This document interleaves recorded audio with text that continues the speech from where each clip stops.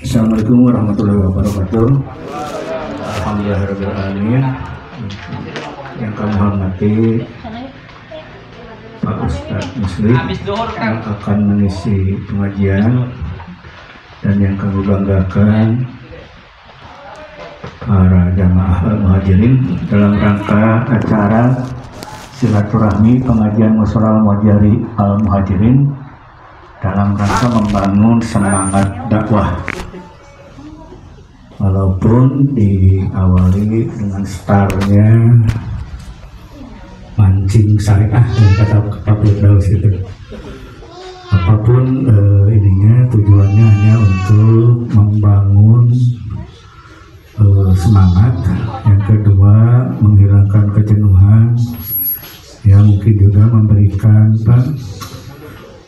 variasi atau semangat atau refresh ya, berbeda. Yang awalnya di musola mungkin untuk menghilangkan kejenuhan, kebosanan, barangkali ide-ide yang mungkin bisa dianggap baik untuk khususnya betapa generasi muda, para remaja, pemuda-pemudi al-muhajirin yang mungkin dikhawatirkan oleh Pak DKM, generasi takut setelah bapak-bapak yang sekarang sudah pada tua ya, nanti akan ada generasi penerus. Mudah-mudahan generasi penerus ini bisa nanti menjalankan amanah Mushola al-muhajirin.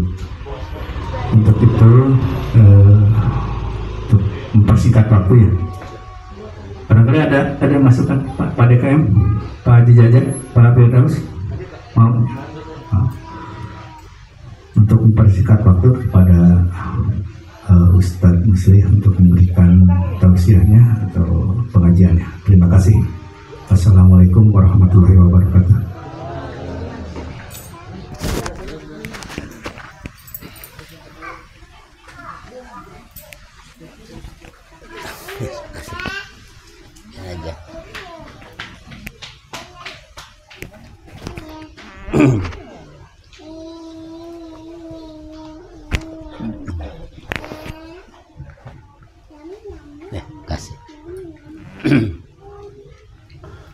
Assalamualaikum warahmatullahi wabarakatuh. Alhamdulillah alladzi bi ni'matihi tatimmus shalihat. Salatu wassalamu ala Rasulillah sayyidil kainat wa ala alihi wa ashabihi dzawil karamat, amma ba'du. Yang saya muliakan dan saya hormati seluruh jamaah pengajian Mushola al-muhajirin, wabil khusus Ketua DKM dan juga seluruh jajaran pengurus DKM, Pak Agus dan juga Pak Guru serta kesepuan yang lain. Yang saya hormati Bapak RT selaku pembina pengajian Mushola al-muhajirin dan juga Ibu. Dengan segala hormat, beliau begitu indah dalam memimpin ke-RT-annya sampai mengantarkan anak-anak supaya bisa hadir di tempat pengajian ini walaupun bukan di musola yang biasa kita laksanakan. Sesuai dengan tema yang di atas itu, isinya adalah silaturahmi yang tujuannya adalah menyemangati dakwah. Sebenarnya dakwah itu ajakan ya. Orang ngajak baik itu memang harus ada penyemangat ya. Ibarat orang dakwah ibarat mobil mesinnya muter, maka harus ada bensinnya. Sehingga kalau nggak ada bensinnya tentu tidak bisa muter lagi. Oleh karena itu, bekal supaya semangat bagaimana diantaranya adalah menciptakan suasana yang membuat kita senang dalam bersilaturahmi, dalam ukhuwah Islamiyah sekaligus ukhuwah Basyariyah, supaya kita ini merasa senang dalam mengikuti program pengajian ini. Ya, soal suasana boleh jadi kalau di musola kurang nyaman, di sini mungkin lebih nyaman. Ya, Ya, karena sebenarnya kalau cerita cari ilmu itu yang penting adalah semangat orang yang cari ilmu. Soal tempat bisa berubah-ubah. Ya, karena kalau kita lihat dalam sejarah ilmu, contohnya perguruan tinggi. Perguruan tinggi itu dulu nggak punya kampus. Ya, namanya Plato, pendiri perguruan tinggi itu. Ya, belajar kuliahnya di bawah pohon zaitun. Jadi nggak pakai kampus. Jadi nggak mahal kan, cukup di bawah pohon kuliahnya. Ya, seperti Plato, seperti itu. Jadi di sana adanya pohon zaitun, kalau di sini ya, ya kalau di sini bukan pohon zaitun, adanya pohon macam-macam, pohon singkong ada, pohon jati ada. Ya intinya adem di bawah pohon biar belajarnya nyaman.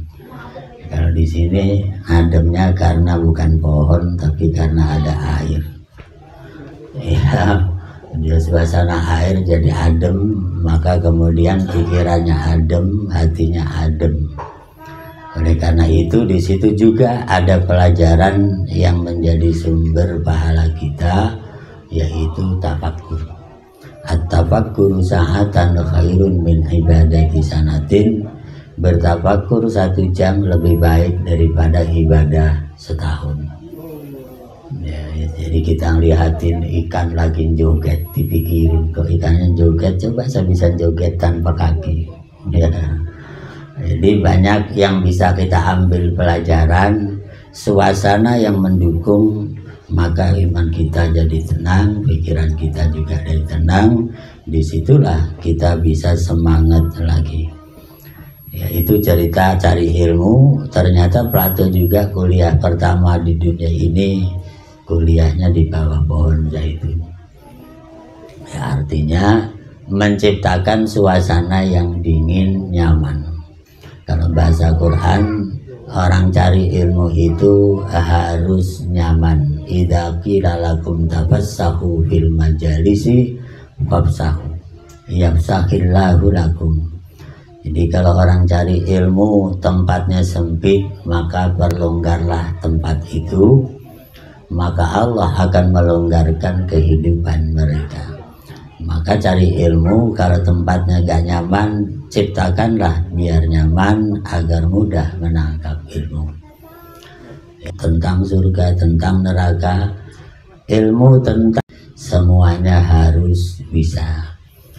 Ada lagi ilmu fardu ain itu fikih, bagaimana cara sholat, cara wudhu, cara toharoh, istinja, itu juga fardu ain. Ya.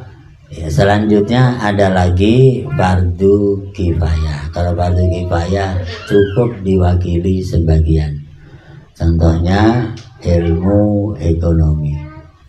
Kalau sebagian sudah ahli ekonomi, yang lain gugur.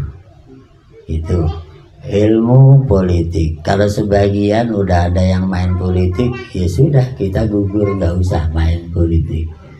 Itu jadi itu diwakili, namanya fardu kifayah.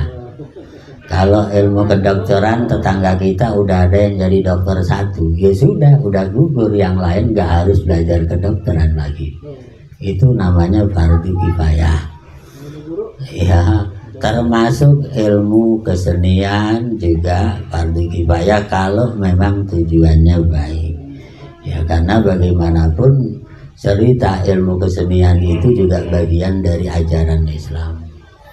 Ya, jadi kalau zaman Nabi itu suatu saat Siti Aisyah radhiyallahu anha pagi-pagi lagi nyanyi, Rasul masih di kamar. Kemudian Abu Bakar orang tuanya datang. Aisyah lagi nyanyi pakai alat musik namanya dufuf. Dufuf itu apa, marawis, rebana yang tring rebana, alat rebana. Begitu nyanyi pakai rebana, Abu Bakar datang, orang tuanya assalamualaikum, dijawab salam, langsung diem nggak nyanyi Aisyah. Begitu berhenti nyanyi, Rasul keluar dari kamar, loh kok nggak nyanyi, Aisyah tadi lagi nyanyi. Begitu keluar ternyata ada mertuanya yaitu Abu Bakar. Setelah itu Nabi bilang, wahai Abu Bakar, biarkan putrimu Aisyah nyanyi. Kata Rasul, biarkan nyanyi dengan rebana. Ya, karena hari ini hari ulang tahunnya Aisyah. Itu jawaban Rasul. Artinya orang ulang tahun model Aisyah itu boleh. Ya, karena Nabi memperbolehkan Aisyah nyanyi senang-senang ulang tahun pakai alat rebana. Ya, jadi boleh kita meriahkan kayak begitu. Nah, ilmu tentang musik, ya tentang seni juga bisa fardu kifayah kalau niatnya dakwah. Karena tadi ceritanya dakwah. Ya, cuman dakwah itu pendekatannya beda-beda. Ada orang dakwah pendekatannya hanya pakai orasi mulut. Ada juga yang pendekatannya sikap nyata. Ya kan? Jadi begini, kalau Pak Agus ngajak orang ngaji yuk, kayaknya orang nggak merespon. Tapi kalau ditambah ngaji yuk, nanti pulang makan bakso, kira-kira ikut nggak ya Pak Agus ya? Kalau ada tambahan nanti pulang makan bakso, kira-kira ikut nggak ya? Ya. Atau adalah bagian dari kebaikan. Memberi semangat dalam kebaikan juga dapat pahala dari kebaikan itu sendiri. Dengan kata lain, kalau dakwahnya wajib, maka strateginya juga ikut wajib. Nah, ini rupanya strateginya diajak ke pemancingan, sambil ngaji, sambil lihat ikan, ya, sambil menikmati angin sepoi-nya. Ya, itu nggak ada masalah, karena cari ilmu itu kalau suasananya tenang biasanya mudah menangkap ilmu. Cuman kalau jauh-jauh ya nanti pak modalnya gede bagus. Nanti ngaji bulan depan di Anyer, wah modalnya gede. Apalagi nanti pindah ke puncak, waduh modalnya gede lagi. Ya, jika ada masalah kalau memang maunya seperti itu. Yang jelas menyemangati dakwah Islamiyah itu banyak yang bisa kita jalankan. Di antaranya seperti tadi. Apalagi dengan bahasa silaturahmi. Silaturahmi itu kan kaitannya dengan kumpul-kumpul, ya kan?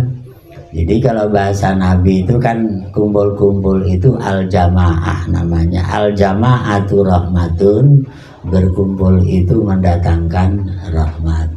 Ya gitu. Kemudian Nabi sambung lagi, kulu jami'an wala tafarraqu fa innal barakata ma'al jamaah. Makanlah kalian dengan berjamaah, rame-rame, karena keberkahan ada pada jamaah itu. Ya, makanya dalam sejarah, iya, ngaji habis ngaji bancakan, ya sekaligus dapat ilmu, dapat berkah. Ya apalagi lebih banyak dapat berkat. Dapat ilmu, dapat berkah, dapat berkat. Semuanya dapat. Ya itu bagus sekali, nggak ada masalah kan. Jadi semuanya dapat. Ya makanya kalau kita bandingkan dakwahnya zaman Nabi, waduh jauh sekali. Nabi dakwah ke Thaif nggak dilemparin roti, nggak dikasih ikan bakar, bagus. Adanya dilemparin batu sampai berdarah-darah. Ya, kalau sekarang orang dakwah nggak ada yang lemparin batu berdarah-darah. Yang ada orang dakwah dilemparin kue, dilemparin nasi, ya kan, dilemparin ikan emas yang ada. Kalau zaman Nabi berdarah-darah. Ya terkecuali zaman Uni Soviet dulu. Ya zaman Uni Soviet masih ada kan negara komunis, orang dakwah ke Uni Soviet pasti dihukum mati. Termasuk jamaah tabligh dari Indonesia ada yang dikirim ke Uni Soviet. Sampai di Uni Soviet langsung dimasukkan penjara besi, disetrum dari luar. 7 orang mati semua karena masuk penjara besi, disetrum, mati semua. Tapi mereka tidak putus asa. Ya, bulan berikutnya kirim lagi 21 orang jamaah tabligh. Sama dimasukin lagi ke sel besi, disetrum. Yang kedua disetrum tidak apa-apa. Ya, yang 21 orang itu, yang keduanya dihukum lagi, disetrum sampai hampir seminggu dibuka, tidak apa-apa. Setelah itu baru diizinkan dakwah di Uni Soviet. Gitu. Nah, setelah itu Uni Soviet ambruk tahun 90-an. Ya. Sekarang nggak ada lagi negara komunis Uni Soviet. Adanya negara komunis Taiwan. Ya. Komunis Sovietnya nggak ada. Ambruk sudah. Tinggal Rusia, tapi Rusia bukan negara komunis. Itu sejarahnya. Jadi orang dakwah itu ada yang pakai tantangan berat, ketemu tantangan berat, ada yang ketemu tantangan yang sebenarnya nikmat, ya kan? Ya kayak ngaji begini kan, habis ngaji makan kan nikmat, bukan tantangan itu mah. Ya, tantangan, masa nikmat tantangan ya enggak lah. Nikmat bukan tantangan. Ya itu penting. Berapa? Sampai jam berapa ini bagus nih? Sampai itu sekarang jam berapa?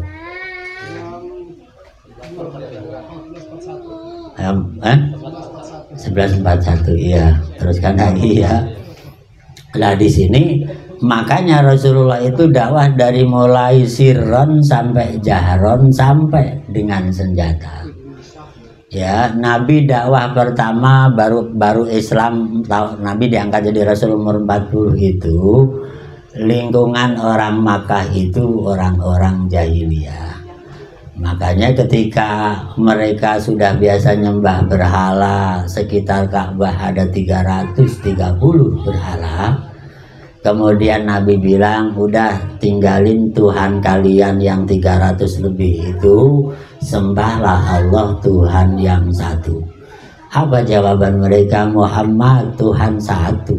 Tuhan 330 aja kami masih kurang. Nggak kaya-kaya kata mereka. Gimana Tuhan satu Muhammad? Itu banyak yang nentang seperti itu. Nah awal-awal Nabi pelan-pelan dulu, kemudian sembunyi-sembunyi, kemudian baru diperintahkan fasda bima tu'mar wa a'rid anil musyrikin. Udahlah Muhammad, kalau memang sembunyi-sembunyi susah, terang-terangan aja, ya kan? Ajak Islam dengan terang-terangan, kalau melawan ya dilawan, gitu kan ya.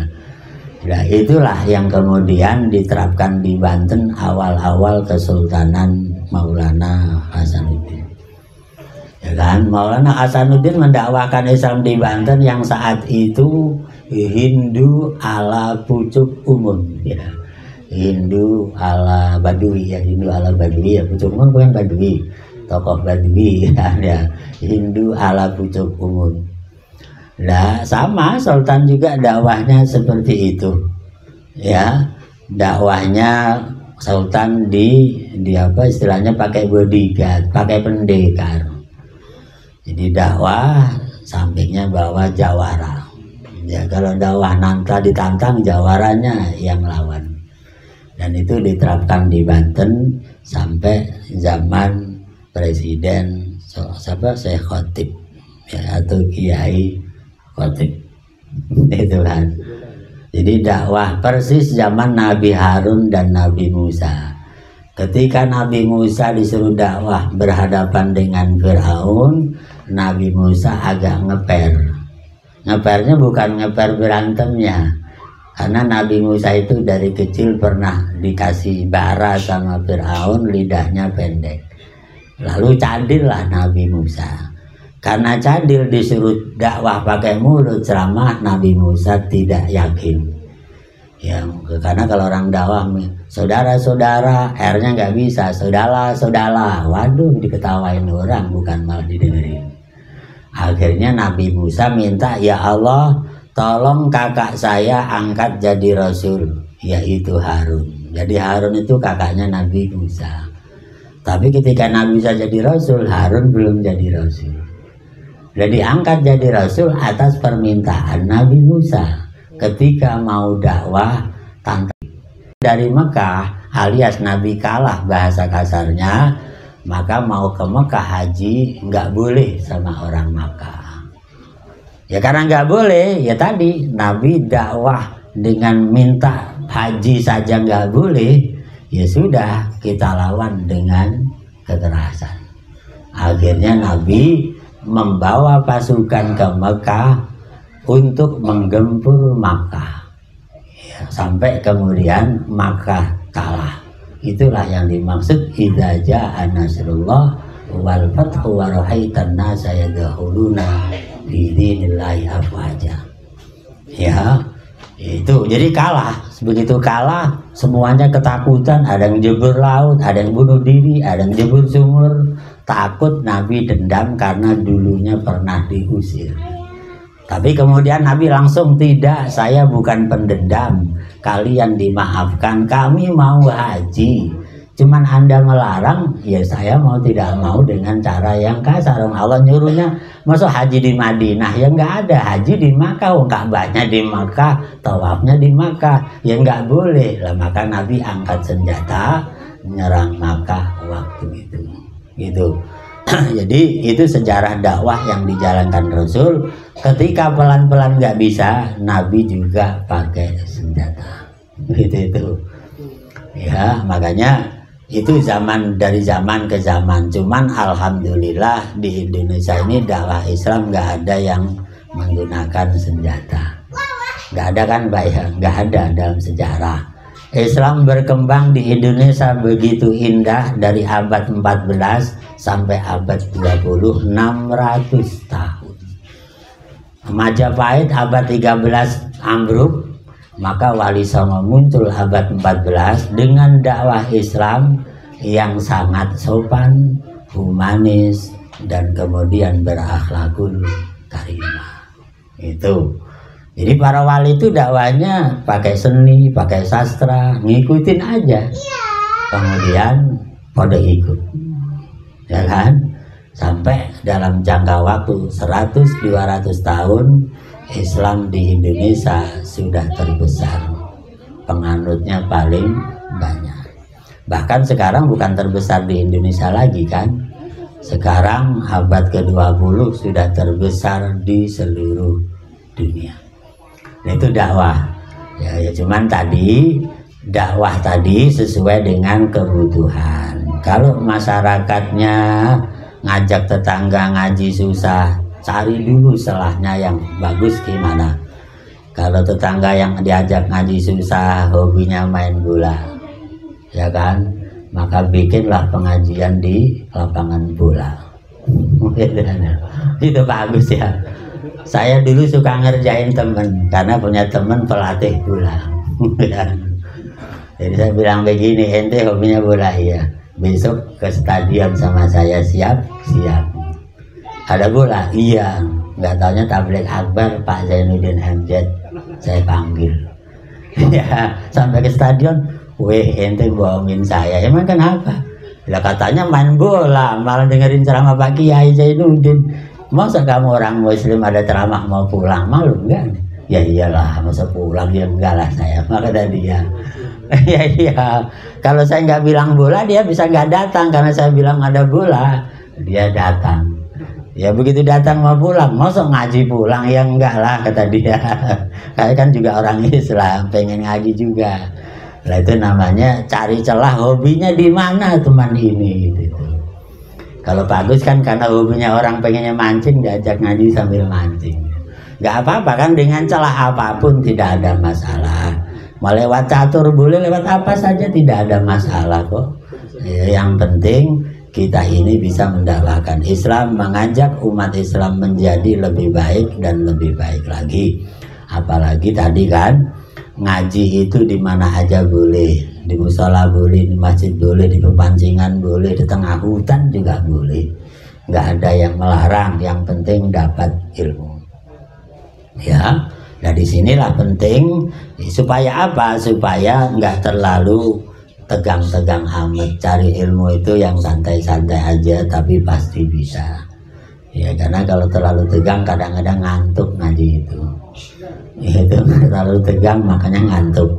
Ya makanya kenapa Rasul itu menyebutkan bahwa layak kul ta'amaka illa taqiyun, janganlah makananmu dimakan kecuali oleh orang yang sedang takwa. Ngaji adalah sedang takwa. Orang yang ngasih makan orang ngaji adalah makanan yang terbaik kata Nabi. Kenapa? Karena kalau ngaji nggak ada makanannya lemes, ada makanannya semangat, sehingga taufik kita dapat. Taufik itu artinya semangat ibadah. Jadi ibadah itu kuncinya taufik. Semangat kuat itu bagus, namanya taufik.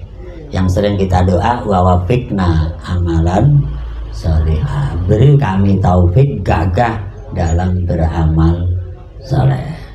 Itu. Jadi orang yang rajin semangat dakwah ibadah itu mendapatkan taufik dari Allah Azza wa Jalla. Terus bagus. Nah, cukup ya. Saya kira cukup sekian. Mudah-mudahan ada manfaatnya. Terima kasih dan mohon maaf. Assalamualaikum warahmatullahi wabarakatuh.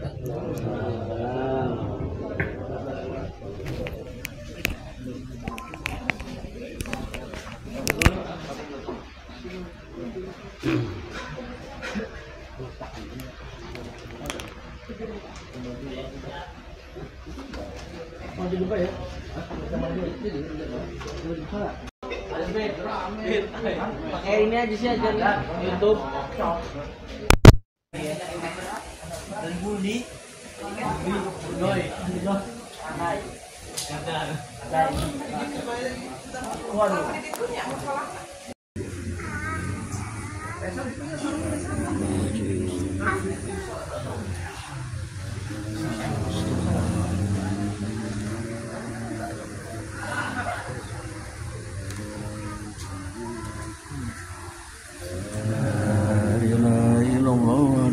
syarika lahu la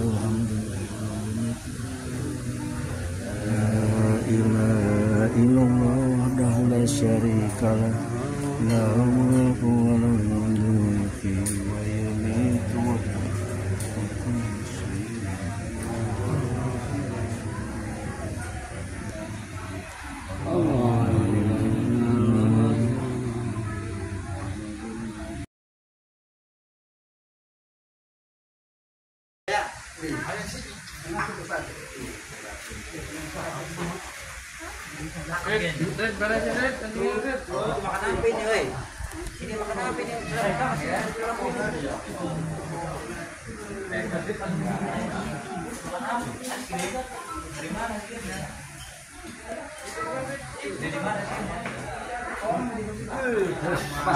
Apa sekalian di situ tuh?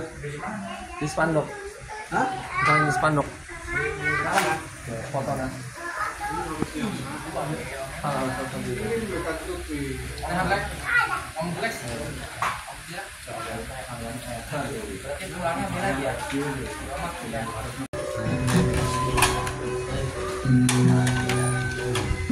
Musiknya keren. Ya bagus sih. Bismillahirrahmanirrahim.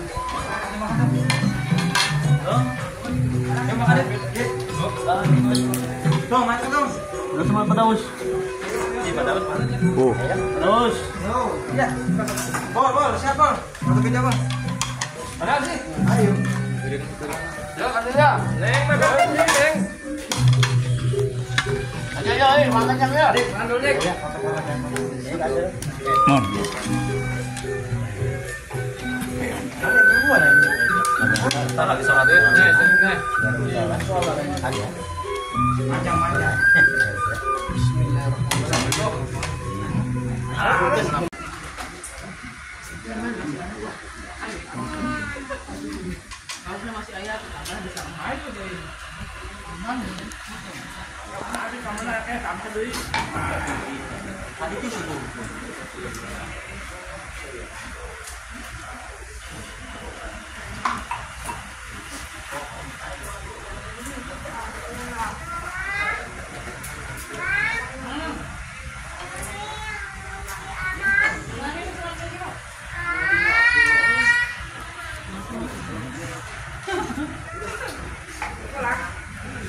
Bapak namanya ayah. Emang biasanya? Enggak. Semenjak dia.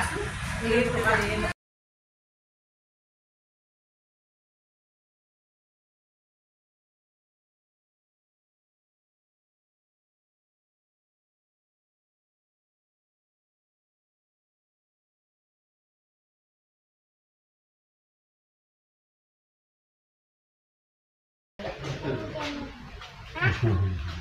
Dari tadi lupa. Dari tadi.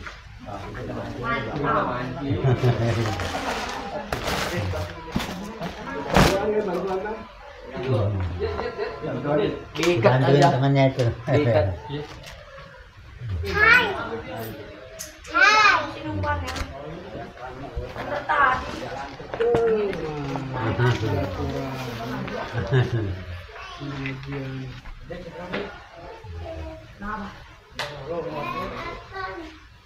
Itu pakai tali itu aja. Masukin aja langsung. Langsung ke tali aja. Nanti Pak. Enggak ada. Itu mah.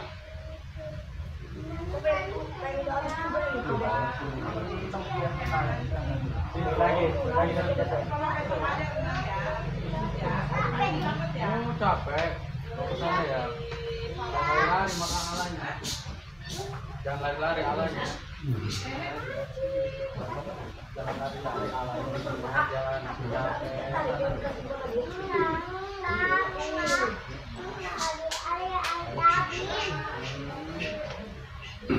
Sana tulang yuk. Anak kok, lala kok. Pindah ke sana tulang yuk. Mas siapa? Iya, lala. Sana tuh pindah sana tuh. Bom. Ini bawah. Ini kalau tali lagi nih ya. Udah.